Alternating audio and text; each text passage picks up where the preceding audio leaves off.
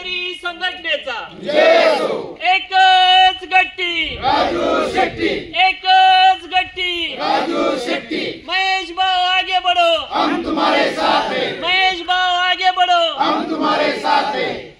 प्रतिटन 3751 रुपये भाव मिळाला पाहिजे या प्रमुख मागणीचं निवेदन आज उदगीर साखर कारखान्याचे कार्यकारी संचालक राजाराम गव्हाणे यांना देण्यात आलं आणि या निवेदनाद्वारे आम्ही त्यांना वजनातली काटामारी थांबवावी, रिकव्हरी चोरी थांबवावी आणि शेतकऱ्यांच्या ज्या प्रमुख मागण्या आहेत त्या पूर्ण कराव्यात।